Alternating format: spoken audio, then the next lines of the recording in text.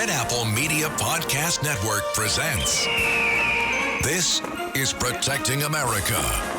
Now, here's Emmy-winning journalist Rita Cosby. Welcome to another edition of Protecting America. I'm Rita Cosby. Democrats in Congress are pushing to try to actually defund ICE, Immigration and Customs Enforcement, and at minimum are trying to rein in federal law enforcement like ICE and CBP. Now, this comes as more anti-ICE barricades are being set up in cities like Minneapolis. Isn't this a form of anarchy? Well, joining us now to discuss this and more is Paul Perez. He is the president of the National Border Patrol Council. Paul, it's great to have you here. Thank you. Always good to be with you, Rita. Thank you. How destructive is it to hear Democrats, elected public officials, saying, we want to defund ICE? How dangerous is that for just communities across this country? You mean the same people that for 4 years wanted to completely fund cities and ICE and everybody else so they can make sure that they could facilitate and process the entry of millions of people? I'm not surprised by it, Rita. You know, these people have no idea what they're doing. They are destroying this country one day at a time. You bring up a very good point, Paul, because they couldn't love ICE enough and CBP enough when they wanted the millions upon millions to come into this country. Talk about the important role you guys were doing, but how you were being directed back then. And you're right, they were embracing you guys. Yeah, they took us off the line. I mean, they had everybody, all hands on deck, processing and releasing the millions of people unvetted into this country. And they've dispersed across the country. And so because of that, now we've got ICE and Border Patrol as well in cities across the country trying to arrest the worst of the worst. And, you know, you've got a lot of politicians, the same politicians that are calling for defunding are actually fanning the flames because they're vilifying our agents, you know, making them out to be these Nazi thugs, when in fact, over half of our agency is Hispanic. That makes no sense, but they've never made sense about these things. How troubling is it for you when you hear some of the very incendiary rhetoric, whether it's the phrase of Nazis, saying it's a secret police? How much does that also just hamper the job and make the job that's already very tough so difficult? It's that much more difficult. And look, you know, these are facts. People have lost their lives because of the rhetoric. You know, you had the shooter in Dallas that tried to take out ICE officers. He wound up shooting some of the illegals that were being deported. You had the two people there in Minneapolis. You've had people shot in Chicago. It makes things difficult. People have gotten hurt. People have lost their lives because of the rhetoric. They believe what they're seeing by the fake news media and these politicians, that we're out there just taking people off of the streets, removing U.S. citizens. None of that's going on. The only interactions we have with U.S. citizens are when they come and interfere and impede our lawful operations. You know, you brought up Minneapolis, too, because, of course, it was the Customs and Border Protection in that case of Alex Preddy. Talk about where does that stand with the investigation? Where is that going? You know, they're moving on the investigation. You know, FBI and HSI, they're going to do their due diligence. They want to create. They want to make sure that there's an impartial, objective investigation into the shooting. And, you know, this administration's been the most transparent in history. I mean, this is a historical administration we're in with President Trump. He's doing everything that he needs to do to make sure people understand he's going to fight to make America safe. He's going to fight to make America great, but he's going to do it the right way. He's not going to take shortcuts. He's not going to hide.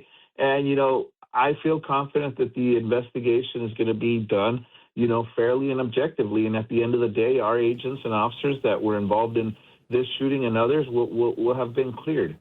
You know, as you're talking about that, too, officers have to make a split decision, right? I mean, that's the other thing, too. There are so many things coming at them. I can't even imagine they're going after, you know, a bad person. And then you've got protesters often surrounding law enforcement. How much more complicated does that make the job? Very much so. Look, our agents and officers are some of the best trained. The Border Patrol's got some of the best training in the United States, in United States law enforcement. Our training is on par or superior to many large law enforcement agencies that are both state and municipal. And so they know exactly what they're doing. But like you said, it makes it a lot more difficult when you've got people that are interfering with our lawful activities. And so everything that we do is targeted. So it's made it difficult. It's very hard to see exactly what's going on because, again, our agents and officers, they swore to defend the Constitution. They swore to enforce the law, and they're only doing that because those are the laws that Congress has on the books. So it's very disheartening when you hear politicians, especially at the federal level, talking bad about our agents because they're only enforcing the laws that they have on the books. No, that's a great point. If you don't like the laws, work through Congress. Don't go out and vilify law enforcement. I was also seeing some really huge, disheartening numbers. 8,000% increase of death threats against, for example, like ICE agents, federal law enforcement. That is enormous. You've been in law enforcement a long time, Paul. Have you ever seen anything like this with such hostilities created often by Democrats? Going on 29 years, no, I have not. I've not seen it this bad. Again, under Trump's previous term, they like to use the term, everything affiliated with President Trump, they like to label it racist. But there's nothing racist about what we're doing. You're either illegal or you're here legally. There's no difference there, and there's no in between. So it's very, very disconcerting when you hear all these people talking about that. It makes the job a lot easier. We know that being in law enforcement is inherently dangerous, but when they start doxing, when they start going after our families, they start going after us individually, that makes it that much more difficult to deal with. How do they handle, like even some of these in Minneapolis, for example, they've shown up at some of these hotels where they believe ICE or CBP are stationed. How do you protect yourself against some of these lunatics, it seems, who just suddenly show up in swarms and they're also communicating? That's the other thing on these signal chats and saying, hey, here's where we're hearing, show up. Yeah, it brings an inherent danger, an added danger to it. But I can tell you, again, having been doing this job for as long as I've been doing it, I've seen a lot of things. I can tell you that our agents and officers have used extreme restraint in dealing with these protesters and these rioters who are just wanting our agents to engage. But our agents have used a lot of, there's a lot of discretion, there's a lot of restraint, and it makes it difficult because they're coming to the places that these agents are trying to relax and rest, to go on their next shift.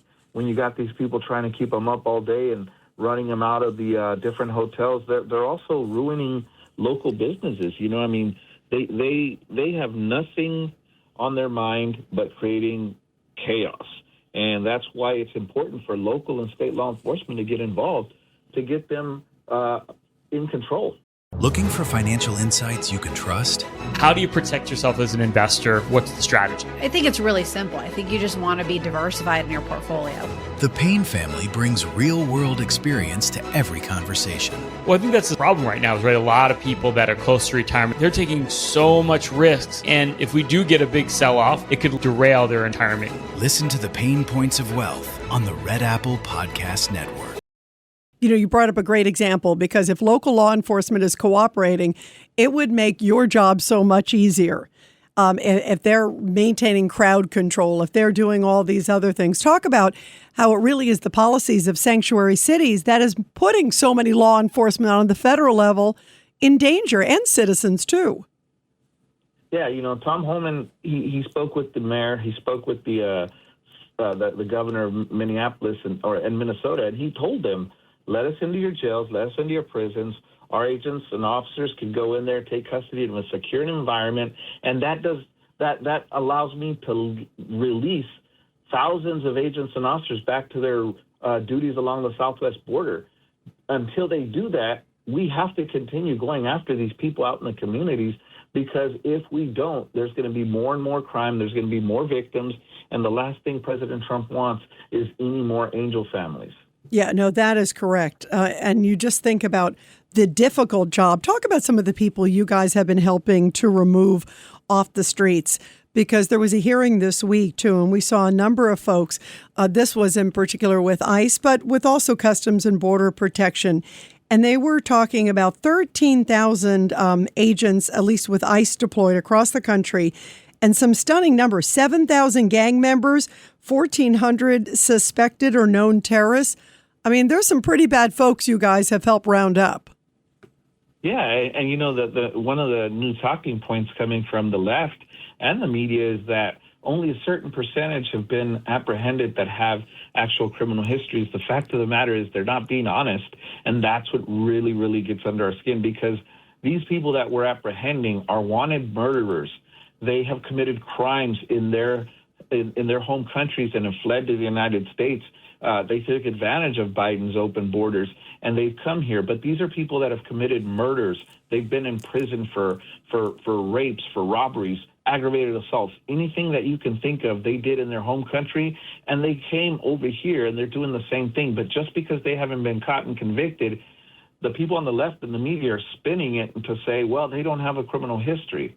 Yeah, they don't have a criminal history here as far as we know. But these countries, they did not share with us how to vet their people. They didn't share with us their criminal histories. They didn't open their books to us and say, hey, you can look through our records. We don't know what they've done until they reach out and say, hey, we need this person out here. And we get them, we arrest them, and they're all marked up with MS-13 tattoos. You know, we've got people that have been trendy at Agua. We've got so many criminals here that were criminals in their home states, in their home countries. And these people are trying to defend them and protect them. Yeah, and that's what's so stunning, like you just said. It's like, it seems like at all costs. Did you ever imagine that there would be, and I kind of described it as a bit of an indoctrination, Paul, where it seems like there's a lot of individuals that have become indoctrinated that, you know, ICE is bad suddenly, CBP is bad suddenly, to the point where they don't really sit back and realize they're fighting against law and order. Yeah, no, I don't understand that. I mean, you're protecting people that don't care about you. They will kill you, they will rob you, they will rape you, they will burglarize your home, they will steal your vehicle, and you're out here protecting them as if they're some good Samaritans. They are not. They're the furthest thing from it. And we're trying to remove these people because they have no business here in the United States, and they interfere, impede. And in the shooting, with the Perez shooting, the person that they were going after actually got away because of the interference that was caused by, you know, those people on the ground there that ultimately led to the loss of life there. But that's exactly what they're doing. They're allowing these people to get away from us.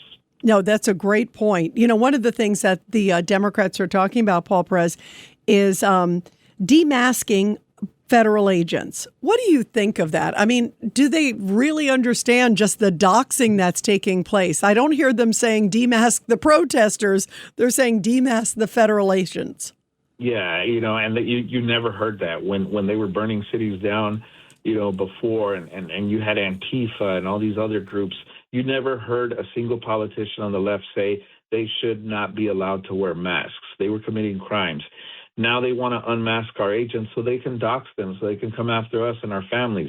And that's a dangerous situation for everybody all the way around, because our agents and officers are going to defend themselves, they're going to defend their families if they have to, and we don't want it to come to that. What about also body cams? That's one thing it seems that the administration seems to be agreeing that it's helpful because, as you know, most of the time, those body cams actually help law enforcement. You know, it's like, hey, here it is. Look, you saw what they were going through. Here's the evidence. How do you feel, and how do your, you know, CBP officers feel about body cams? So most of our agents have had body cams for a few years, so it wasn't anything new to us. You know, there's ICE and there's CBPOs that are getting body cams, but our agents, for the most part, they're used to the body-worn cameras, and they've had them for a couple of years. We haven't equipped 100% of our agency, but a good portion of it has been equipped, and so it was nothing new to us. You know, we've been using them for a while. Does it seem that it is usually helpful for the officer? It seems like a lot of law enforcement actually appreciate that and say, yeah, bring it on, because the video will say everything. Well, I can tell you nobody's been charged with a crime of excessive force or civil rights violations or even a shooting because of anything that came from the body cam, which only reinforces the position we took before, which was our agents and officers are being truthful when they're involved in these incidents. The body-worn cameras only reaffirm that. You know, the other thing I've thought about, too, is just how tough it is. There's all these barricades that are being set up, as you know, in like Minneapolis.